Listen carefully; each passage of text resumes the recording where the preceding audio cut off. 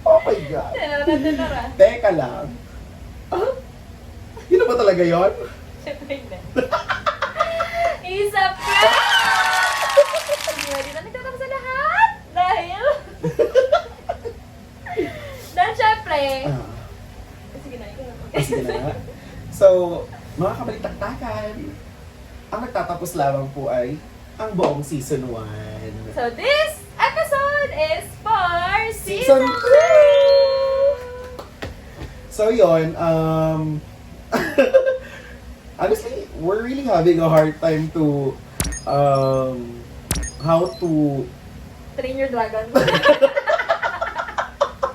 Alam nyo ba, dun sa teaser na yun, talagang pinipigilan ko tong... yung first part talaga, parang this is not me! This is not my personality! ang hirap yung tipong, teka lang, ano ba? Ang hirap maging seryoso kapag baliw ka. Tsaka hindi, kasi we really have a happy heart eh. So, technically, parang Hirap maging it's really malungkot. contradicting dun sa tunay na nararamdaman natin apparently. So, again, we're back and welcome to season 2 for more Future baliwan. outlaws. For more baliwan kwentuhan and more interesting stories that we will share with you guys. So, again, gusto lang namin malaman yun na muli, hindi pagkakamali, hindi kasi nawalin yung una namin binanggit sa first part. Totoo, nagpapasalamat pa rin kami sa inyo. You are also the same reason why we come up to this idea na we really have to end the season 1. Because, Totoo may pagtatapos, pero Yes. season 1 lang. dahil itong May bagong season 2, season. we are, you can expect na mas marami pa kaming magigess. Na Mas iba, ibang, ibang mukha naman. at the same time, ibang story naman na maiintindihan. Kasi nangako kami sa mga hindi lumabas sa season 1 at hindi nyo masyadong nakikita sa aming mga social media. Yes. Nangako naman kami na this season, sila naman ang maipapakita namin and mapepresenta namin sa inyo. Bakit doon ako lagi nito? Dito pa rin. Dami side comment. Ayun nga, nakakatawa eh, na tipong, hindi naman siya pero, hindi naman siguro kalingin sa inyo na kung gaano kami kabaliw. But, itong season 2, you can expect from us mas masaya, mas deeper conversations, and more baliwan pa yung mismo mga ganap namin. Honestly, nakakatawa na ang dami naghahanap talaga ng ibang video na yung next upload, when it will happen, when are we going to upload our next episode. Kasi ito na yung nasubaybayan nila sa amin na parang every month may upload kaming nagagawa. Pero, kung tatanungin naman, kung it's a pressure, ikaw ba, pressure ka pa sa'yo? Na Honestly, mag-shoot, mag-upload ng every time you create? umabot lang naman ako sa na-feel ko na na-pressure is because merong mga taong nag-e-expect. Yung mga taong ang sinasabi nila is nakakatuwa at nag-e-enjoy ako sobra sa discussions niyo. Kung bakit pumapasok yung pressure, kasi napapatanong din ako, are we really that jolly? Are we really that funny na nai-enjoy nila? What if hindi na namin pa-deliver yun? Because we're not really sure, honestly. Those particular discussions that we had before or that we did is, yeah, we have a flow, but apparently, it's natural. It comes natural. So, ang ano lang, nandun yung idea na dapat maraming higitan hanggang na-realize namin it's not about topping up the last thing that we did. It's about, are we going to deliver a new story right now? And how and what story? Tsaka yung pinaka-ano nun is yung may essence ba yung isushoot natin? Yun yung pinaka na lang eh. Because we're not really aiming for more for more interactions. We're happy, we're glad. But yung mismong sabihin namin na gusto namin ng ganito, dapat ganito yung magaganap namin. Hindi naman. Pero ako hindi ako natakot sa ganun na Nag-enjoy ka? hindi ako natakot sa part na nape-pressure na dahil maraming nag-expect ganun. Kasi alam ko na kasi doing podcast, doing discussions like this comes naturally. Mm. Hindi namin siya hindi siya scripted. May flow, pero hindi siya scripted. Di namin totally pinagpaplanuhan kung ano. And most of the times, 90% ng mga podcast episodes namin are ad-libs. Even if may mga guests kami, hindi rin namin sila nasasabi yung end of time kung tungkol saan yung topics. So, hindi ako nape-pressure na, hala, what if hindi na namin ma-deliver in the future? Kasi alam ko na, since this is our personality na, hindi na siya magbabago. Like, ito na kami, wala na kami magagawa doon. Siguro ang pressure lang, since ako ang editor for the buong season 1, siguro ang pressure lang sa akin is yung editing. Sorry. Nagkakalo-halo sa utak ko. Yung editing, kasi meron kaming deadline na sinaset sa sarili namin. May deadline kami ng shootings. And we cannot, hindi namin parang eksaktong na-shoot sa eksaktong date na inano namin. So, ang daming adjustments. So, kunwari, na-delay yung shooting. So, syempre, ma-delay yung editing. But we cannot delay the posting date. Yun kasi yun. Kasi if we delay the posting date, delay yun sa lahat ng schedule na ginawa namin. Mako-compromise Mm-hmm. yung ibang i-uploads natin.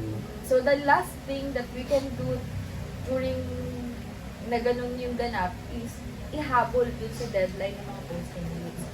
So, siguro yun lang yung naging pressure sa akin. Pero yung pressure pagdating sa pag-interview sa guest or eto mismo, yung pagsasalita mismo sa harap ng camera, never siya naging pressure. Kasi first of all, I enjoyed doing those episodes also with our guests. So, I think sa buong season, sobrang nag-enjoy ako eh. Kasi iba-iba, bawat episode, iba-iba yung natututunan ko, yung insights na nabibigay ko. And natutuwa din ako na marami din ako napapasay. Kasi ang dami din nagchat sa akin. Aliw talaga ako sa'yo. Na minsan kahit kaangahan yung nasasabi ko. Meron pa? Tuwang-tuwa. Ilan daw yung span ng memory mo? 5 seconds lang. 5 seconds lang yung memory ko. So, alam ko na nakakatawa ko, guys. Pero yun nga, nag-enjoy ako sa season na. Pero ako nag-enjoy ako super. Kasi, roller coaster journey natin. Ang daming episode Ang daming puro tawa, tapos may iyak. na hindi mo ini-expect. Oo. Na para kang baliw yung emotions nila. Roller coaster din siya kasi umiyak kami, tumatawa kami. Hindi namin ina-expect. Yun yung mga bagay na, pasensya po, ganun lang talaga kami kabaliw. Ito na talaga kami. Tsaka, alam mo, isa din sa kung bakit hindi siya pwedeng matigil. Because, every story ng bawat isa is unique. Okay? Hanggat may buhay, there's always a story. Katulad yan, di ba? Nakakagigil. Pero that's a reality eh. Honestly, hanggat meron pa tayong life, hanggat may buhay pa tayo, there's always a story to tell. So, that's what we're doing right now. And apparently, we are hoping na makapag-deliver pa din kami at more stories sa inyo. At the same time, ma-reach namin kayo sa any part of the world because right now, we also have followers in the US already. So, thank God for the Venisto family na nagsusupport din sa amin. We're very glad dun sa nakikita naming feedbacks because they haven't heard yung mga kinakanta namin even na ngayon naririnig na nila.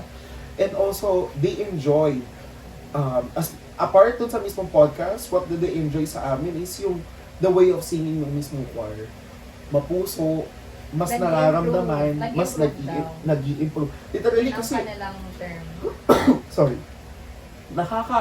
Kasi na-witness kami guys, na-witness kami ng mga tao na from sobrang lowest low na halos patalsikin na kami sa simbahan kasi hindi na nga maganda yung performance namin na nag-i-improve every step that we make simula last year. So parang nakaka-proud na ay, ganito na pala kalayo yung tinakbo namin. Hindi namin nilakad, tinakbo talaga. Literal po. Tinakbo namin yun, paakyat ng mga small steps ng mga hagdan para makarating kung saan kami ngayon. Right now, siguro ang wish ko lang, kumanta siya ako. wish ko lang sana maging tuloy-tuloy yung, yung baby steps na pinatapakan namin. Kasi, syempre, ang hirap din na maging consistent kasi we've been doing this for almost a year now. And, mahirap para sa amin na maging consistent. Especially na meron kami sariling life, may sarili kami career, professional. Parang ang hirap din isabay ng outside org. Pero, as much as na-inspire kayo sa amin, na-inspire rin kami sa inyo na ipagpatuloy yung mga ginagawa namin. Kasi, kung sa napapasaya namin kayo, nakakapag-serve kami kay God, tapos na-share namin sa inyo yung talents namin while serving God. So, yun yung pinaka nakaka-enjoy sa lahat ng ginagawa namin. Yun yung tipong, hindi namin masasabing mababali-bala. Kasi, nung unang sinuportahan nyo kami sa unang video din na upload namin, naramdaman na namin doon na, even though bago to sa kanila, na there's a particular church choir na gumagawa ng ganito, and yet, pwede pala, may story din pala na pwede mo pakinggan sa kanila. Yun yung saddest part, pero that's the reality, yun yung nangyayari. Na, umabot kami dun sa moment na, ano bang mahal natin? Nag-uusap na kami. Saka dumating sa point na even sa pagko-content creation, na burnout na rin kami. So, umabot dun. Umabot sa point na magkasiraan na yung friendship. Ay, hindi naman kami magkakasiraan. Pero like, literal na masira yung friendship namin dahil burnout na, hindi na, nagkakaroon na ng mga misunderstandings, hindi na, yun eh. Commercial pa nga. Like, hindi na nagkakaintindihan talaga kasi parang parang burnout nga sa lahat ng mga ginagawa kasi syempre may life kami outside choir. Pero parang at the end of the day, itong nakarang araw lang, sinabi ko sa kanya na parang hindi tayo pwedeng mawala.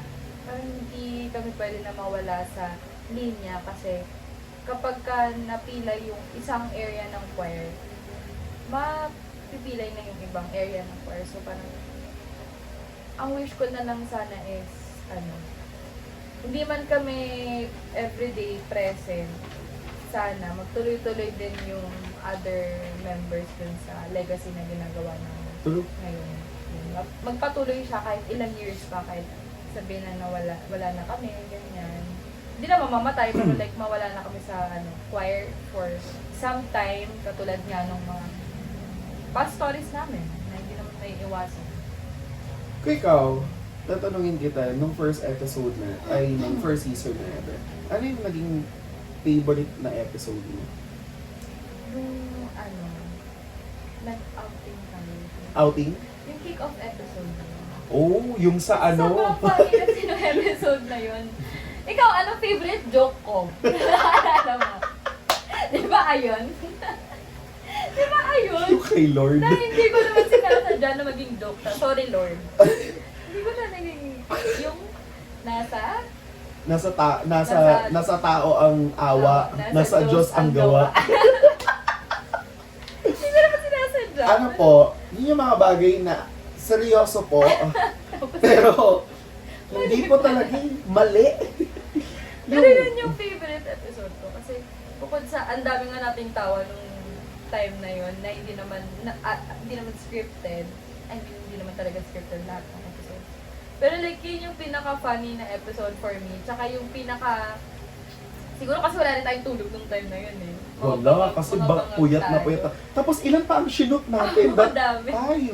Magkakasunod literally. Yung tipong utak namin, kailangan, ito yung pacing na yun, susunod kami, iba na naman yung topic namin. Pero sanay naman po kami doon. Pero sana naman may tulog.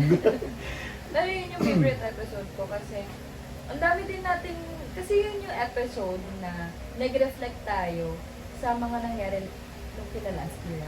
In which, ang dami din nating natutunan during those times, especially pagdating sa events, ganyan. So parang, doon kami nagkaroon ng parang learnings na ano ba yung mga dapat at hindi na namin dapat gawin for this year and sa mga future events namin. Tapos parang ang saya lang na looking back kasi parang na-realize na, dun pala namin blessings last year. Sobra. Hindi namin masyadong na-appreciate kasi naka-fixate kami na, okay, paano natin i-graduate to? Paano natin ganyan. Kasi yun yung goal natin. Yun yung goal. eh. Nakafocus tayo sa goal na hindi natin namamalayan na lahat pala ng blessing is tuloy-tuloy. So, ayun, kaya yun yung pinakagusto kong episode kasi dun ko na-realize lahat ng mga nakamit natin for a short span of I think time. dumating tayo sa punto na yan sa sinasabi mo na sa sobrang daming blessings na hindi natin napansin, hindi siya natuloy. Maraming hindi natuloy. Because I think Masyado tayong greedy. Gano'n. umabot tayo sa punto, may mga nakaligtaan tayo because of that.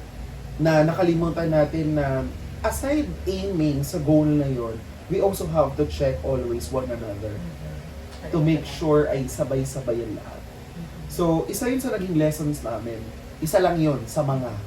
So, for me, naging favorite ko kasi talaga is yung okay sa akin yan. Gustong-gusto ko yung episode natin na yun. But, the most sa akin is yung kwento ng dalawang alto. Sila Tita Luz Sila at Tita Tita Mel. Why? Kasi, it's not usual na, Actually, yan din. One of the favorites ko rin. it's not usual na malaman ng mga tao Yeah. what kind of or ano yung relationship meron kami to the senior members of the choir. Senior members po, Tita Luz, pagpasensya nyo na huwag na kami awayin. Just the senior member po. Sabihin po, yung mga, isipin nyo naman po, more than 40 years na Teka lang po. There's a bisita. Ayun nga po. Kung bakit yun is yung tipong hindi mo malalaman na okay pala talaga. Pwede palang magkaroon ng jamming at bonding moments yung Kahit malayo different ba? generations na because dun sa mga younger ones, I think mai-intimidate talaga eh. Usually nai-intimidate sila sa senior members eh. Because they might feel na parang, who are we? Hindi namin ano yan. No. The only thing na naging ano sa amin, naging solido is yung we know how to communicate and we know how to respect one another. Yun yung pinaka Despite natutunan. generational gaps. Walang ganun. Kasi we learn from them. We learn to their by sharing their experience to us. Vice versa, ganun din na nangyayari sa amin na hindi namin inaasahan na ang sarap nilang pakinggan. Ang sarap ng story na ganun yung nangyayari sa kanila. Pero ang tagal din po nilang nawala technically. But they chose to, alam mo yun, bumalik, to serve again, to be part of the choir. Naisa pa pala akong Ano? favorite. Yung sa Women's Month. Sa ano, This Nay. Kasi parang bukod sa effort na ginawa natin para ma-shoot yung episode na yun, na ang ingay naman ng background, charis. Dami natin pinagdaanan. Excuse me. Pero yun yung ano ko, second to the favorite episode kasi ang dami ko din na-realize tsaka na-gain na insights sa different kinds of women Women. in our choir. Tsaka lalo na yung mga moms talaga. Since Sacrifices. Since hindi rin tayo nakapag-shoot for Mother's Day, parang feeling ko na pag-isa na natin yun kasi yung mga nandun is nanay din and tungkol din yun sa motherhood nila. So parang dami ko lang naging na insights nun. Tsaka Because you're also a woman at the same time. So, malaking bagay din siya talaga sa iyo. And also, kahit nga yung sa ibang younger ones nung narinig nila at napanood nila yun, na, wala palang halos diferensya.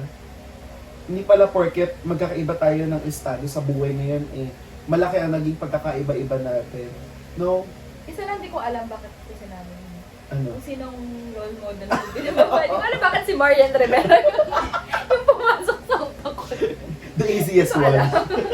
Basta nag-flashlight ako kasi Marian Rivera maganda to. Technically, she's really a good mother. Diba? She's also a good role model as a mother na niya, sinacrifice niya yung career niya just to be with their two children na isang malaking bagay yun, nakatotohanan yun na kasi most of the members that we have also, yung ibang story namin doon na mother is that's also the same reason bakit kinailangan nila mag-lilo. is to take care of the family. And while taking care of the family, dun pumapasok yung struggles nila. Dun pumapasok yung personal dilemma nila na apparently, minsan nakalimutan na natin na pwede ba na tayo huminga sa ibang tao, may kaibigan pala tayo. But because of that, nagsarili sila, naging focus din nila yun. So, but right now, because they're also have more time and they also want to give time serving the Lord. So, mas naging okay na yung ganap ng bawat isa.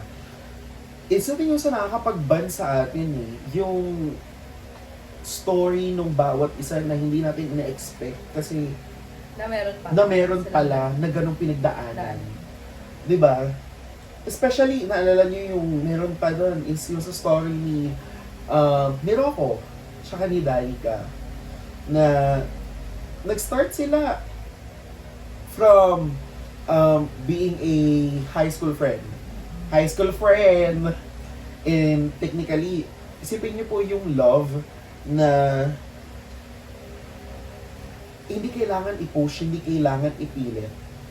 It will come out naturally na parang katulad na nangyari kay Rocco. Because of the love, because of the family na nakita niya sa choir, nagawa niyang lumipat ng other religion. Diba? Na that's the main reason Tsaka dahil naramdaman niya yung family sa choir, sa choir. na nagawa niya rin yung sa sarili niyang family. Parang yun yung naging inspiration niya na mas hindi magiging ama, dalhin yung mga anak niya sa simbahan para sama-sama. Diba? Sabi nga ni Danica dati siya yun. Ngayon, sa kanilang dalawa, mas nagagalit na si Rocco pag nalilate sila dahil kay Danica. So, yun yung mga ganong story na parang may mga nagbabago sa buhay ng bawat isa because of that. Yung sa ilang taon, ilang buwan na nawawala, laging may story, may bit lagi ang bawat isa. Yun din hindi ko malilimutan kasi that's the first na nakita ko umiyak yung ibang tao. Sa mga interview na ginawa namin, sa mga podcast sessions na ginawa namin, nakita namin kung paano magdalamhati yung iba. Nakita namin paano masaktan. Nakita din namin paano sila sumaya. Paano kami mag-celebrate pag may dapat i-celebrate. At ano yung naging insights nila sa lahat ng mga pagbabago na nangyari simula dun sa aming pag-aalyansa. Simula dun sa aming mga changes na ginawa for the past years. So dun kami nakakita at nakagain ng insights kung ano ba yung tingin nila. Kung nakabuti ba to or nakasama sa choir and kung mas na-motivate ba sila or hindi. So, doon namin nakita kasi sa personal naman, nag-uusap kami about it pero hindi yung sobrang detailed kasi syempre nagkikita kami pag-rehearsals, so we don't have much time to talk about it.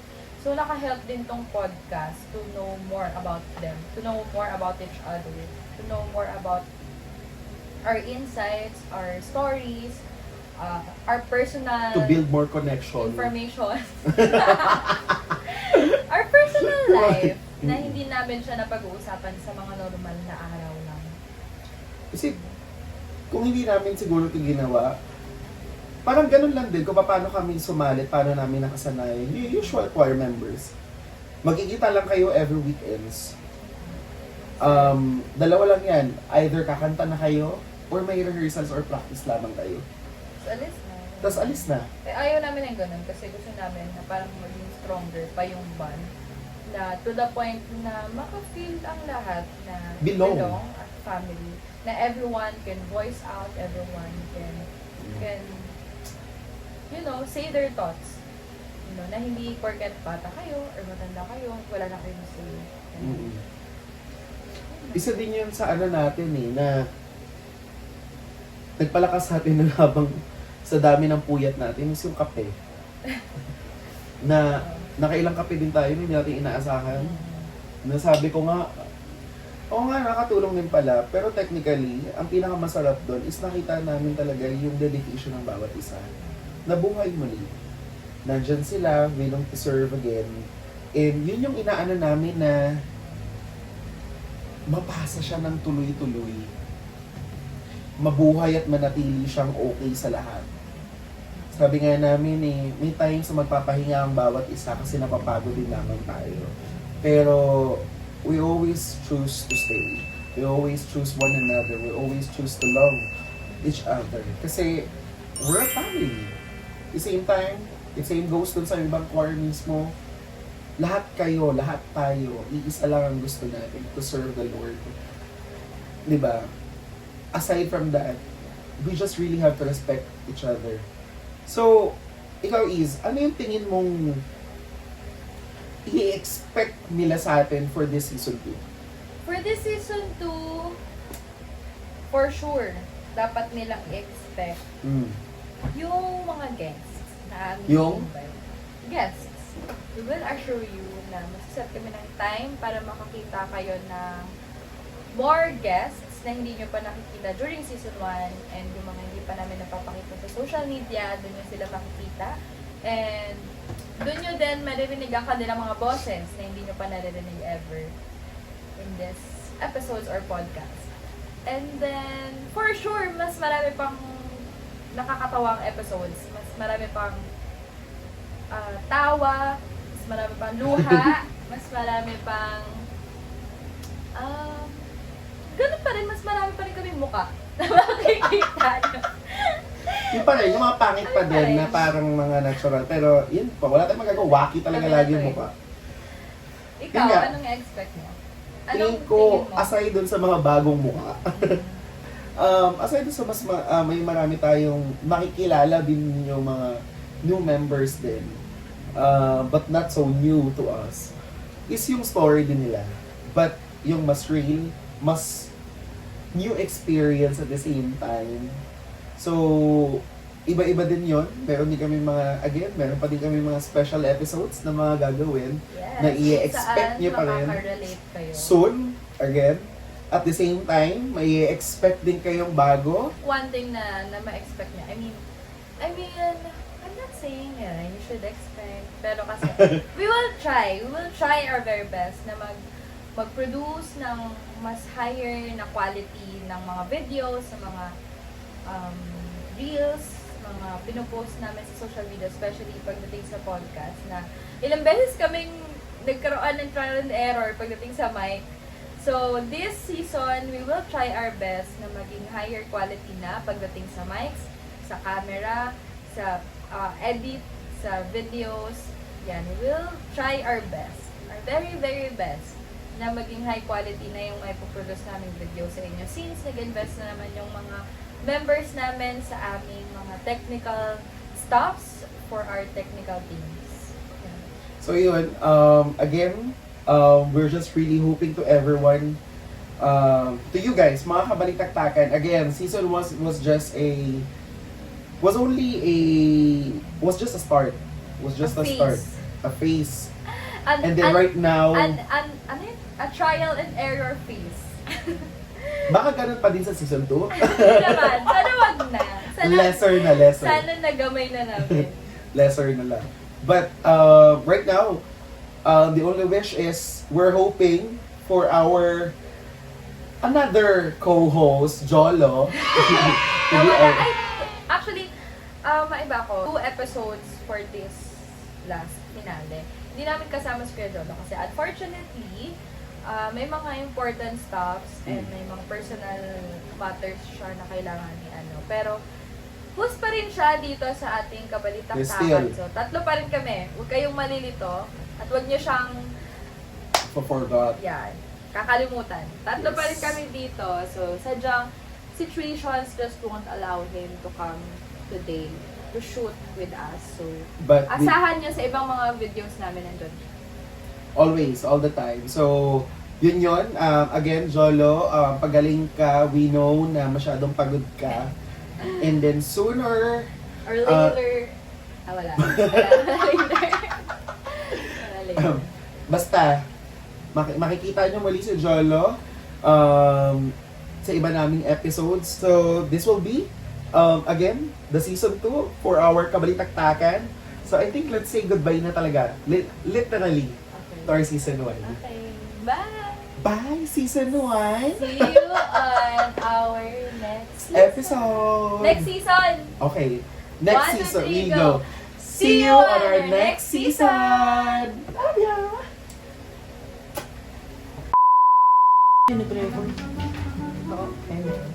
Ikaw papagawin natin dito. Mag-shoot. Nag-isa ka dito. Tulog na siya kanina. Hindi niya nakikita yung gawa.